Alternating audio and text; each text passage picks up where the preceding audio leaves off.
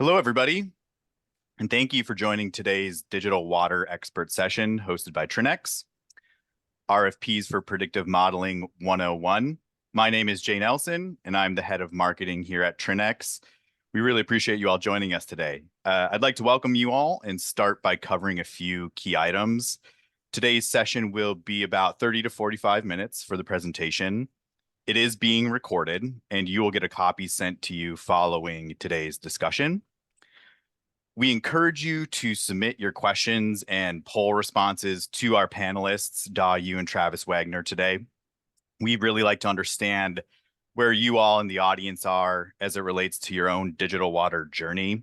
And this is a big reason why we host these digital water expert sessions. We want to build community through providing practical viewpoints, tips for innovation, and also give you a chance to have your questions answered by the experts who are happily joining us today.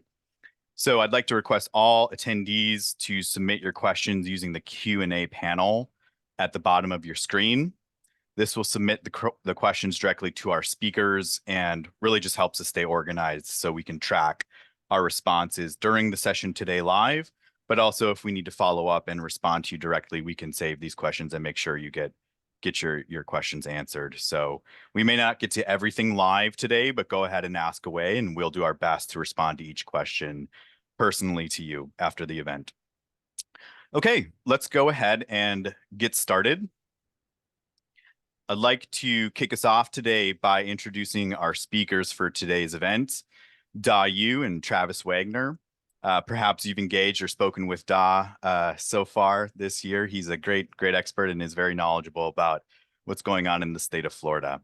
Is a professional engineer with 12 years of experience in the water and wastewater industry.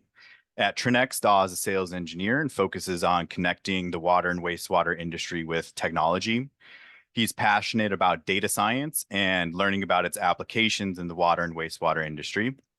Prior to Trinnex, worked as a consultant engineer and has experience designing a 200 MGD pump station and leading various master planning projects. Lives in Cincinnati, Ohio, and like I said, he's been doing a lot of work presenting around predictive modeling in Florida, and we just did an event a couple weeks ago in which shared his insights around the recent FDEP predictive modeling guidance. So thank you for joining us today, Thank you, Jay. My pleasure. We're also joined today by Travis Wagner.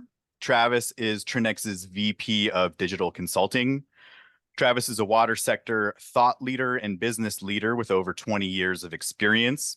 He is passionate about helping customers optimize infrastructure decisions using a combination of hardware, software, and professional services. Travis's experience encompasses asset integrity and management, operations, planning, data science, software solutions development, hardware and technology expertise, and design. As you can tell, Travis has an incredible breadth of experience in this space. He has a successful track record driving business growth, internal and client digital transformation, product and professional service innovation, and providing scalable solutions that deliver lasting and practical outcomes that optimally manage infrastructure for folks like you all who are joining us today.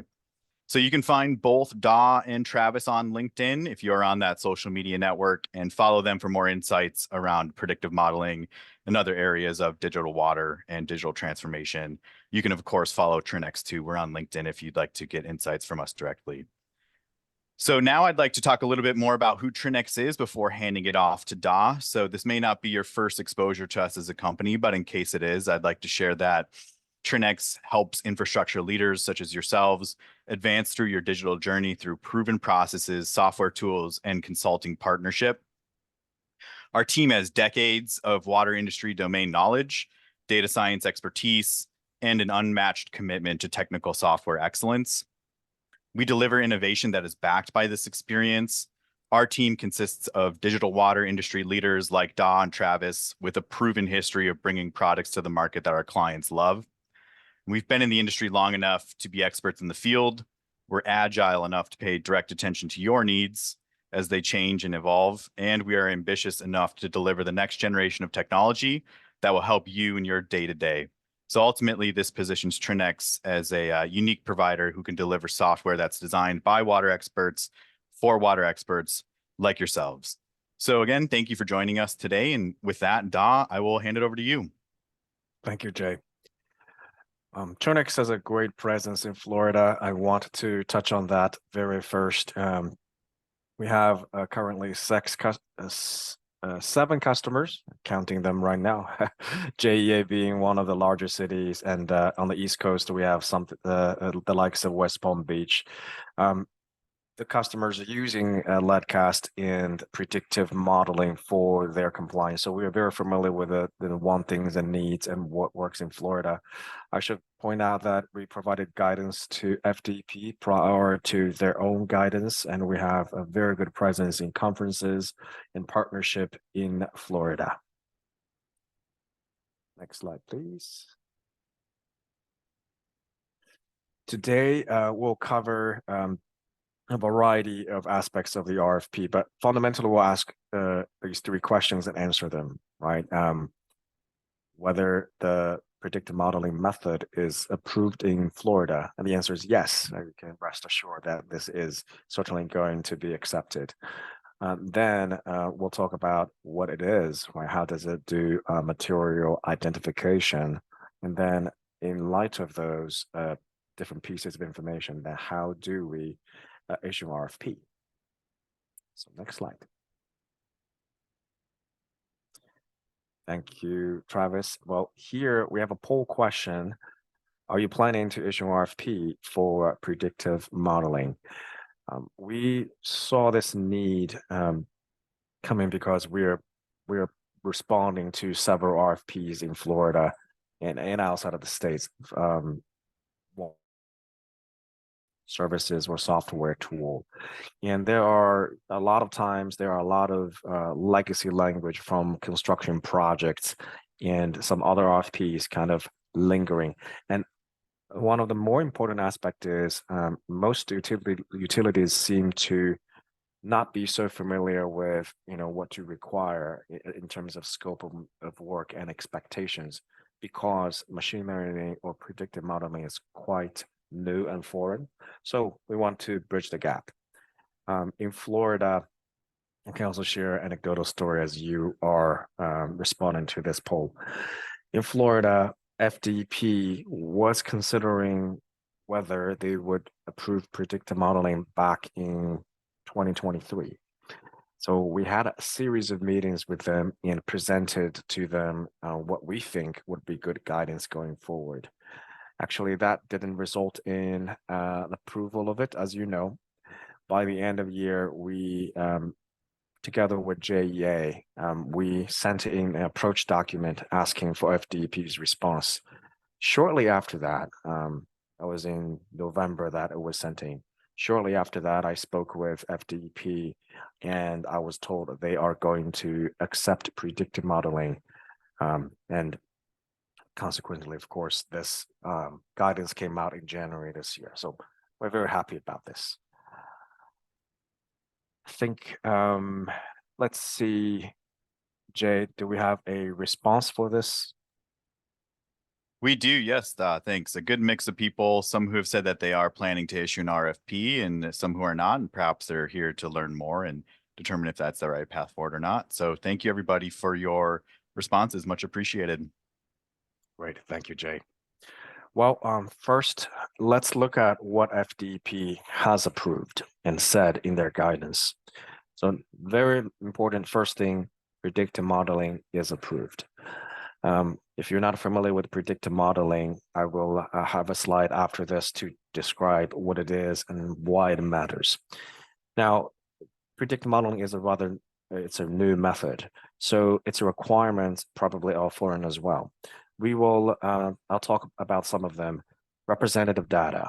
The idea is FDP wants the data we use that's fed into the model to not be only in one area of your service system, but representative of the entirety of it.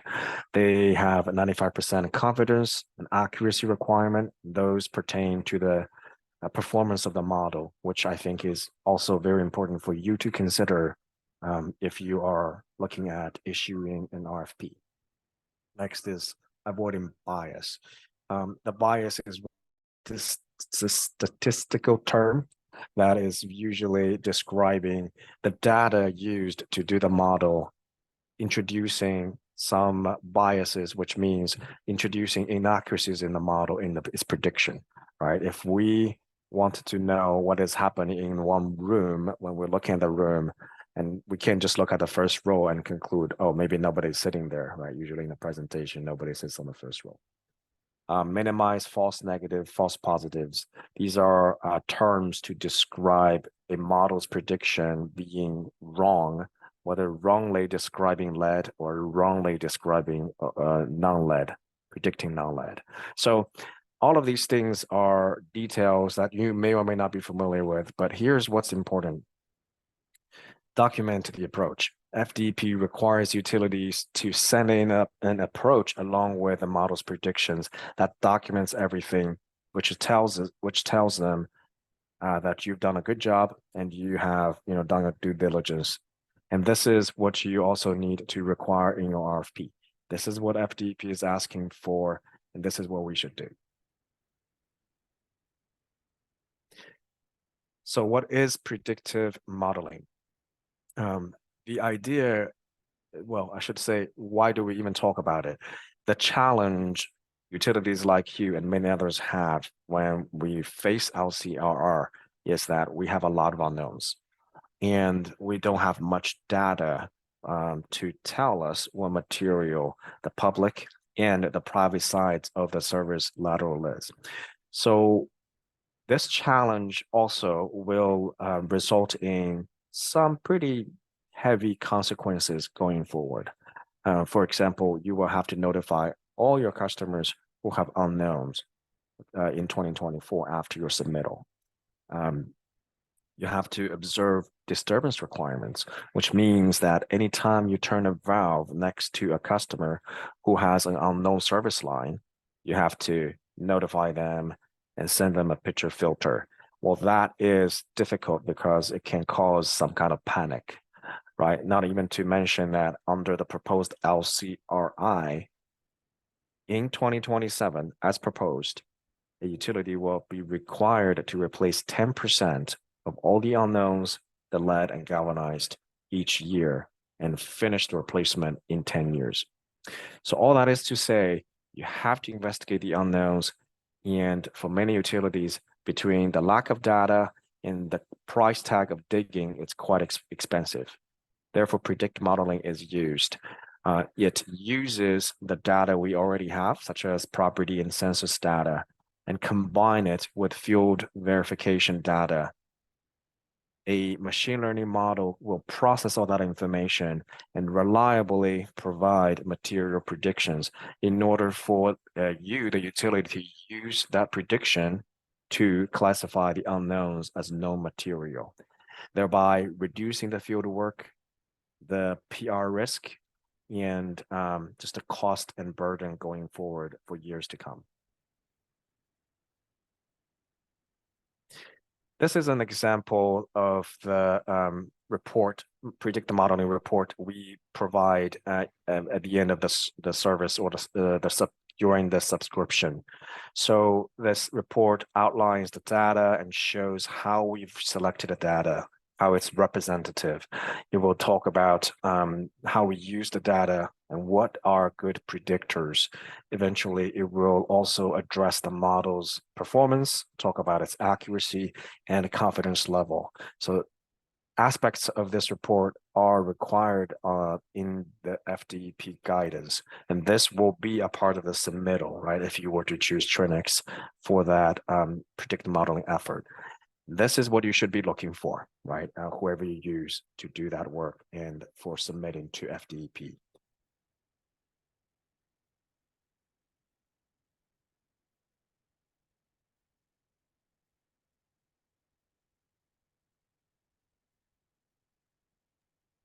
Okay, thanks, Da. Again, thanks everybody for joining. I want to run quickly through kind of you're all familiar with developing RFPs, RFIs, bids, et cetera. So what we really want to hit on here are some of the elements that Da mentioned that are important to include in a RFP or RFQ for predictive modeling of what service lines are really anything. And so we'll run through the outline of that RFP, and we'll probably go over some things pretty quickly that are fairly standard given your experience in developing these things, and just highlight those that are of importance. And again, things like the introductions, background to utility, pretty straightforward. But one of the things we've noticed is utilities sometimes struggle with the scope of work for a predictive modeling project. And in that, one thing to really try to outline is the approach to that report. So, generally some of the content and elements of the report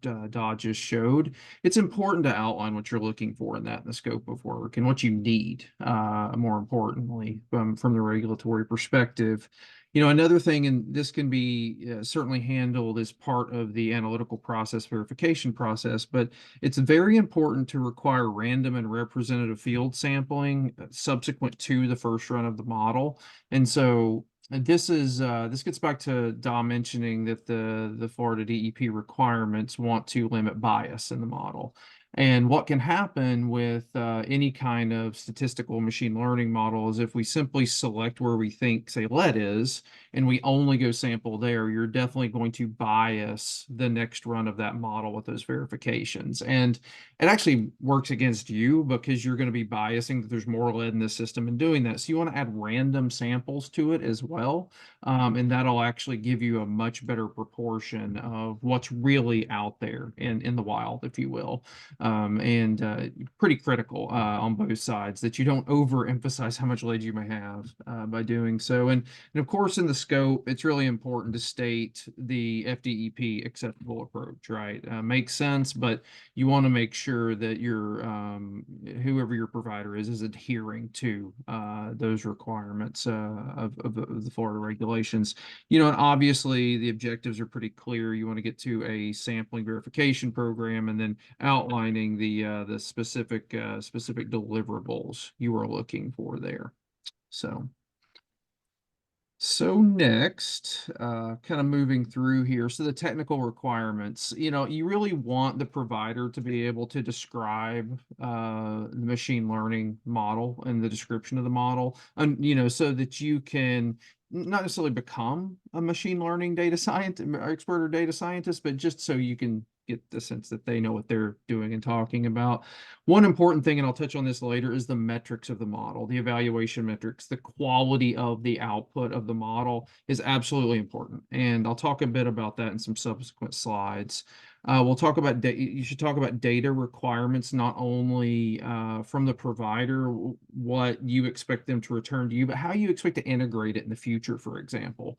How the collected verification data comes back into the model for a rerun and how they get that back to you. Do you want some sort of integration with your GIS? Are you happy with, passing back and forth spreadsheets? Just outlining, or at least thinking about some of that, because a lot of delay can be caused by this data and everything in between. I'll talk a bit more about that as well. The data journey that kind of gets into that integration piece, compliance and standards, that could be everything from that FDEP piece to your own security standards for data transfer, data sharing, et cetera. And then obviously a timeline. There is a deadline here, but I think it's important to outline that project timeline. And it's really important, we found, for both sides or all entities, even if there are third parties involved, to agree on those timelines, because slippage can really compound on deadlines. If data is not ready, it's not as if it delays it a couple days. It can be weeks based on backlogs, et cetera. So I think that's pretty critical as well. Okay, so qualifications and experience. This one is more of an interesting, and I think we're all familiar with RFPs, RFQs, et cetera, that say, well, you need X amount of years and X amount of projects, et cetera, et cetera. Well, one of the challenges we find in a new space like this is, well, years may not be the best application. I mean, personally, I've been working on and applying machine learning and artificial intelligence models in the water sector for 10 years, but they've been very different than what we're talking about here. I mean, they could be everything from looking at plant performance to, you know, water sewer network performance. So, you know, this hasn't been around that long, especially when it comes to lead service line identification, material identification. So, you know, qualifications such as years experience may not be the greatest thing to be looking for, but one of the things we find very crucial, whether you're talking about us or others, is ensuring that there's a good balance of water sector expertise and experience with data science. Data scientists are amazing, fantastic assets to bring to the sector and utilize to help us solve problems. But the challenge is if you don't have that kind of you know, the connective tissue to water sector expertise and how to evaluate the output and results of a model based on water experience and based on utility experience and water in general, there could be a big gap there and a lot of misunderstanding, unfortunately, and which can lead to dissatisfaction with results and or you know, just challenges in the reporting and such. So that's one thing we look for with the qualifications is tying those two things together, water sector expertise and good data science expertise. And then on the pricing side, you know, pricing's pricing, right? So how are you looking to price this? Are you looking for, you know, a license fee, a subscription cost, implementation fees? All those are pretty normal. You know, one thing to consider that we've seen with a lot of our clients thus far is some of them may want to put this either in, say, the IT side of things in the IT budget because it could be considered software, or they may want to capitalize this and they want to pay for the 2 to 3 year package up front, and then they can then capitalize it over all at one time, because you want to run this at, for, you know, year 2, year 3, potentially minimum 2, best practice 3. So we've seen a lot of utilities actually lump all the fees 2 to 3 years together so they can capitalize that. So something else to consider depending on the whether your utility can do that or not. But we have seen folks do that. So terms and conditions, I'm not touching that one. That's a long subject that we need not go into here. But I think the only thing here really is you know, this is a personal preference. Put a page limit on these things. I love page limits, even if they're short. It just keeps us from dumping too much information on you. Other than that, this is a pretty standard what an RP looks like slide. So let's not belabor this one. Okay, so evaluation criteria, etc. Again, nothing overwhelming here. This is pretty normal RFP, RFQ stuff. Again, don't want to go too deep into this. You guys certainly know this better than us because you issue RFPs, RFQs, all these things all the time. But I'm just trying to be thorough and put everything in the slides I can. Okay. So this is a really important piece. This is getting back to model evaluation criteria. And so some of these are some pretty typical data science metrics for evaluating models. I'm not going to go into super detailed discussion of these and, you know, the terminology, et cetera. Would be happy to at some other point, but I know, including myself, sometimes statistical discussions, you know, make me glaze over as well. But you want to be asking for these metrics. You want your provider to give you these and be able to explain these to you and what they mean for your model when you get that delivery. And generally, these are going to improve over time after you get verification. So, you know, your first run may not be, you know, as good as it's going to be the second time once you start going and getting real field data and plugging that back in. But you want accuracy. So everybody knows the term accuracy. What it means in this case is, you know, the model predictions are correctly classified. You know, that sounds great, but if somebody's only giving you accuracy, it's a bit of a false sense of security, I think, at this for these kind of things. Because if you can imagine, if you have, let's say, 20,000 connections, right? Let's say only a handful of your connections are lead. In reality, it's very easy to classify not lead. Right. So you're going to have a very accurate model if you just said not lead for everything. Right. So that's a good starting point as far as a metric. You want to calculate that. You want to get that. But you need to go a little bit deeper to really understand how the model performs and how good it is. So I like precision. That's basically looking at my false positives, and false negatives, and it's a ratio of those. Again, won't get too much into the calculation. It's pretty easy, but it's basically how many of the service line predictions are correctly classified. So again, you want this high. Like I've seen some models in other uses have very high accuracy, low precision. You don't want that. You want to be able to say, we said it was lead, it was lead. So it's another good metric to have. Then recall, this again is drilling down a little bit further. And you want about, what we're typically seeing, what we want to see is about 80% that verified service lines or the system are correctly classified. The positives, this doesn't include the false positives, basically. So the positives are the positives, if you will. You want to add confidence level, margin of error to each metric, have the provider give this. Again, this is providers giving you all these things.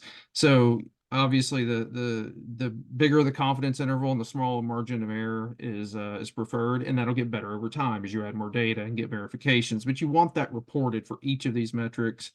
Feature importance, talk about that in the subsequent slide, and confusion matrix, I'll talk about that in the subsequent slide. The confusion matrix is actually a cool thing. It's how you calculate the other things that I mentioned above. So the accuracy, precision, recall, it's a nice way to kind of look at all the data kind of in one place, but it's how you get to those other calculations. So jumping ahead to that, so feature importance. So this is a measure of how all of the different inputs weigh as importance to the model. So the more you see in the blue bar, the more important it was in providing the results in the model. So in this case that we're providing here is just an example, and this changes with pretty much every utility we run this with, just depending on the data quality, the data itself, how it's correlated, et cetera.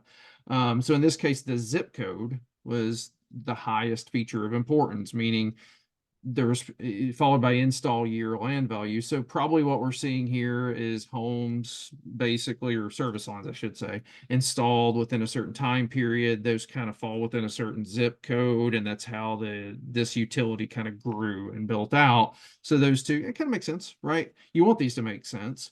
But what this can also do is give you confidence in how the model's performing, why it's doing what it does. This gets away from the black box side of machine learning and AI, right? So I personally like this, so I can scan through this to say, okay, this starts to make sense. Like I'm understanding why the model's telling me what it does. Okay, I can tell a story between zip code, install year, maybe some land value, sales price, improvement value. So that's getting into the socioeconomic side of things, median age, those kind of things. So it's starting to tell a story of why the output's giving me what it is. So I personally really like this to help me understand better the model. So on the right, you see the confusion matrix again. This is kind of that cool, pretty simple, but cool way of looking at how the output of the model kind of falls into the different categories. So on the vertical axis, you see the actual outputs, whether in reality there was lead or non-lead, and then on the horizontal axis is the predicted, the lead, non-lead, and it gives us a true positive, false negative, true negative, and this is how we calculate those other metrics, right? So obviously we want true positive, true negatives being the highest. In this case, we have some false negatives. And again, this is a first run through the model, 30%. We want to see it higher than that. But as we get verifications, that is going to improve. Our false negatives will decrease. Our true positives will increase with verifications. And again, our first false positives will decrease and our true negatives will increase. So again, this is just a really good snapshot of how the model's performing. And it's great to see this as you kind of step through the verification process over time as well. So then we talk a little bit about data readiness and data requirements. I mean, honestly, this is the biggest part, time-consuming part of any project, whether it's for lead service lines or whether it's any kind of statistical machine learning AI, is really the data cleanup, the data engineering. So one of the things that could be beneficial in an RFP is what's your data schema, what's your data look like, just a snapshot of that in the RFP even. That'll allow your provider to price this a lot better, to be honest with you. If you understand what the quality of your data is, just simply how many unknowns do you have, how many blank fields do you have for, for different elements of this? I mean, we've got a snapshot, an image here of our data inventory attributes we use and work with clients on to basically document where we are when we start. And this is something we can provide, and you can kind of understand what's necessary. But understanding just what you have and communicating that can really help you dial in the pricing even of what this is going to take to implement, both on your side and the provider side. It's also important to really identify who's going to do the data cleanup. Are you willing to take that on? Do you want to take that on? Are we going to take that on, or is there a third party? It's say another consultant provider, somebody that's going to support that. And then finally, where's the data going to be stored? Is there a security element to this? You want to store it on your own servers behind the firewall? Are you okay with certain elements being on the cloud, et cetera? I mean, a lot of this stuff is made public by utilities of the inventories and who has lead and who doesn't. There's a lot of public websites out there that utilities offer. So it's just good to state that up front so everybody's kind of aware. Again, it kind of goes into what the level of effort will be, what you're looking for, and the pricing side of things. So with that, I will turn this back over to Jay. Travis, I can Or cover Dot, this sorry. one. Yeah, that's all right.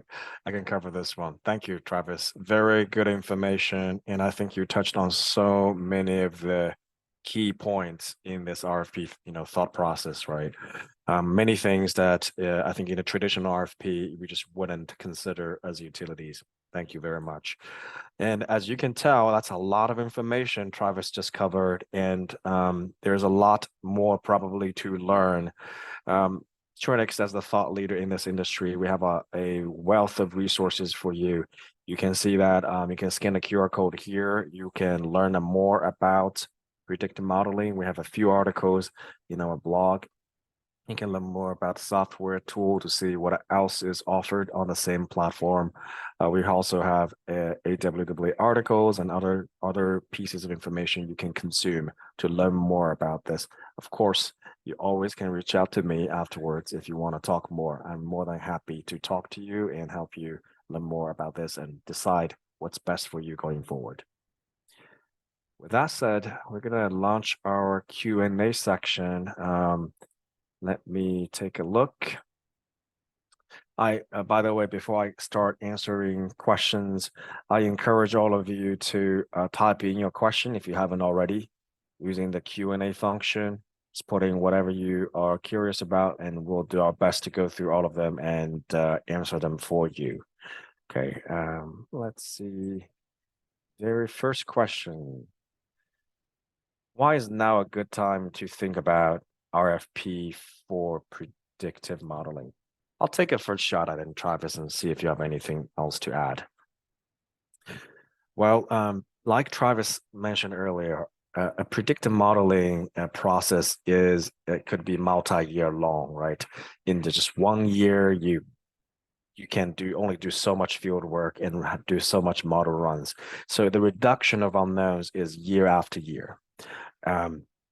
What happens is really you need 2 or 3 years to be in the process before you will have a significant reduction in the model. And along the way, you pick up some, but I think utilities certainly want to aim for that multi-year work. A very important aspect is also the LCRI. That is a huge factor. So as proposed, LCRI will likely kick in 2027. And if you still have a significant number of unknowns in 2027, you will be required to replace 10% a year. Now that is a critical issue. Here's why. If you are a utility who has, let's say, 50,000 unknowns, actually I know one who has 50,000 unknowns, and you have 40,000 left in 2027, then you will be required to replace 4,000 service lines a year. You might not even have 4,000 that lead or galvanized to begin with. And how are you going to find them if you don't know where they are? You're going to end up digging a lot. Now, digging up copper up, and just to say I have copper does not count as replacement. So in 2027, if you still have a lot of unknowns, there is a serious compliance risk right there. So you do want to start early.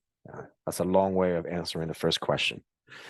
Let's I'll see. just add very quickly, Da, one of the reasons to get started on this is just you don't know how long the data cleanup's going to take and getting the data Yeah, transferred back and forth. Like it takes there's longer that. than we all think, usually. That's So true.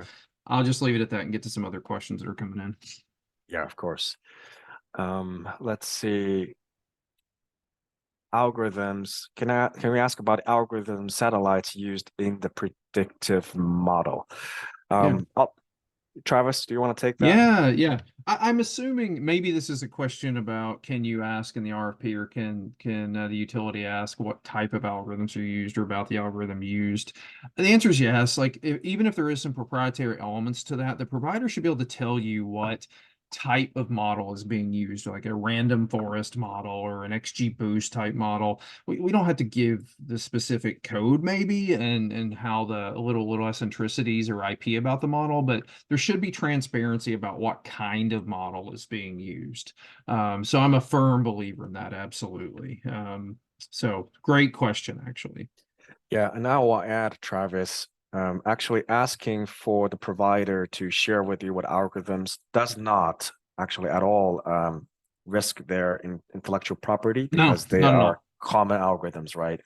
Yeah. But it does tell you, however, whether they're a truly experienced provider or not, because you should expect to see a few algorithms used, including random forest, some of the most popular ones, XGBoost. Yeah. If you don't see them, you probably are going to ask the question, do you really know what you're doing? Next question, do we own the data and can we use the data to present at professional conferences? I can take that question. Absolutely. As a utility, you should always own the data, and we believe so. You always own the data. Anytime during this process or afterwards, you are the owner of the data and certainly can take the data to present at professional conferences. You should actually require that in the RFP. At no point in this process, you should be held, hostage because of your data. Great Yeah, and question. to be honest, as a provider, we should be asking you if we can present at conferences, not vice versa. That's right. Another question I have here, can the verification component of the LCRI be met by the predictive modeling process? So I'm assuming when you say verification component, you meant a subset of the non-lead classifications that is not provided by field verification. If that is the case, LCRI requires that basically what LCR requires is that any of the non-lead classification not done in the field should be verified.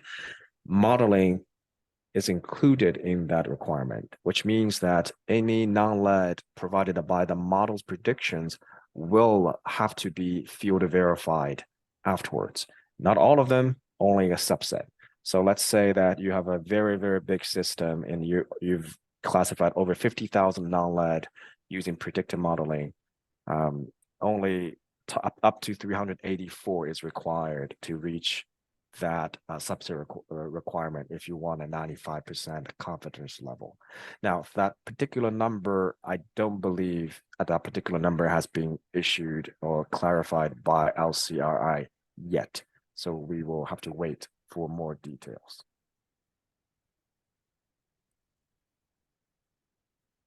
Let's see, another question is, are there example RFPs to share?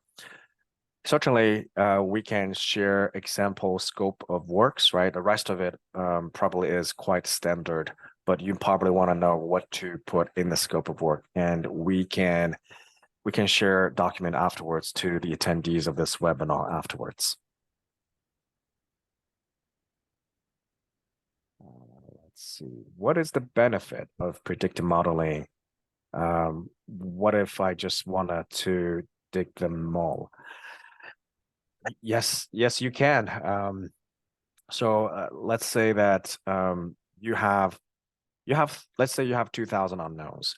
I would say the predictive modeling process wouldn't be of really high priority to you because you have to dig a certain number, probably over 1,000 anyways, and you will not really have a good return of investment by using predictive modeling.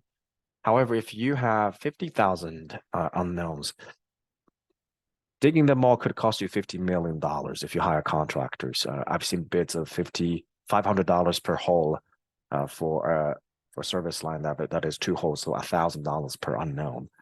That is a lot of money that you can use elsewhere. And along with all the other requirements, if you have unknown that I mentioned earlier, there is certainly advantage of using predictive modeling instead. And I hope that this RFP webinar will give you ideas how to get that service if you want it.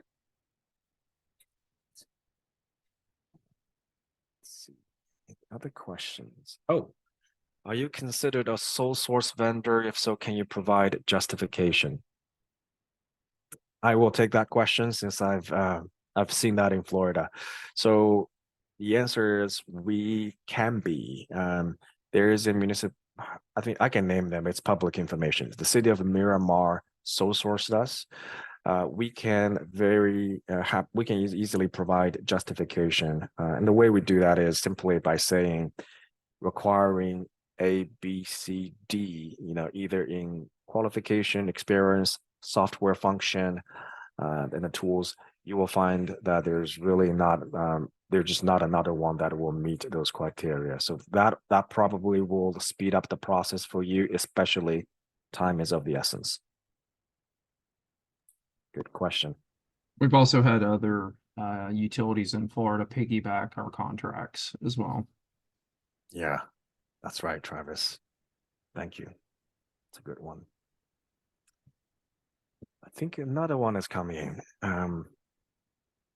We'd assume the sample data should be collected over the geographic region. Is there a minimum number of lead versus non-lead samples? Travis, you want to take a first shot? That'll be an output of what your connections are in the base data. So we do, when it comes to the verifications, we do randomize those. But the number of randomized verifications will depend on your number of unknowns and your overall number of connections, service lines. So sorry to be vague, but we could probably take a swath at that subsequently. We can talk just based on your number of connections, but again, it's going to depend on those unknowns and your total sample set. Absolutely, Travis.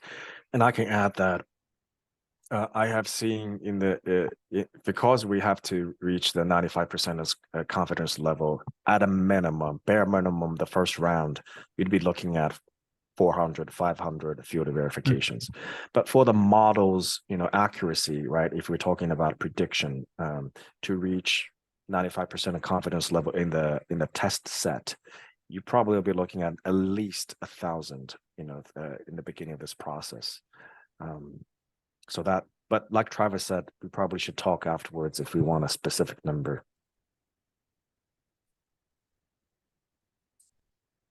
Another question, what process of predictive modeling gives assurance to I believe you probably meant FDEP, the integrity of data. Thus, any other process serves the same purpose of predictive modeling.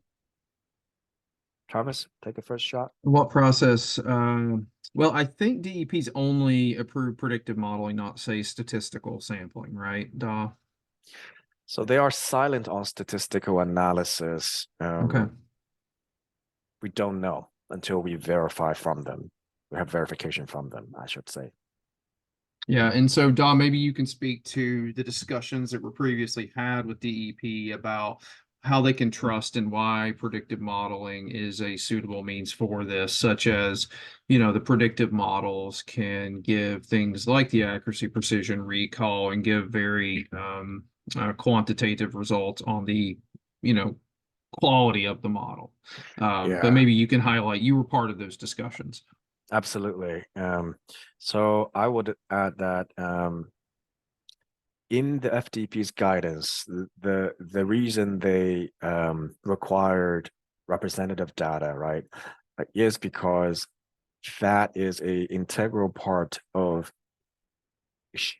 assuring that the data is the data integrity, so to speak. And when I speak of data integrity, I really meant the integrity of the modeling process, so that with representative data, you are avoiding bias and avoiding faulty modeling results that results in just bad predictions. Now, that representative data is described in certain ways. So we will we'll talk about how we will randomize the selection of the data, right? Not intentionally picking places that are easy to dig. That will generate some bias. Second is we will talk about a statistical process we use for ensuring the representativeness of the data. It's called a stratification. It just simply means we're going to look at houses that are $100,000 and $2 million, right? And we'll touch everything in between in this range, and some other parameters like year built. So we'll describe these processes we put into the modeling process to ensure the integrity of data, and that is what FDP is looking for.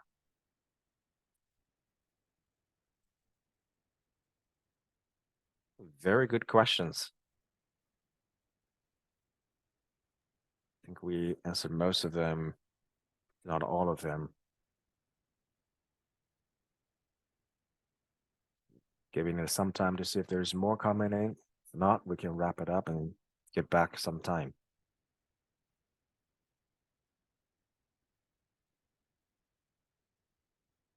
Okay, I think that's all the questions we have. Thank you very much for attending this webinar and your interest. I'm more than happy to talk to you afterwards if you would like. Feel free to reach out to me.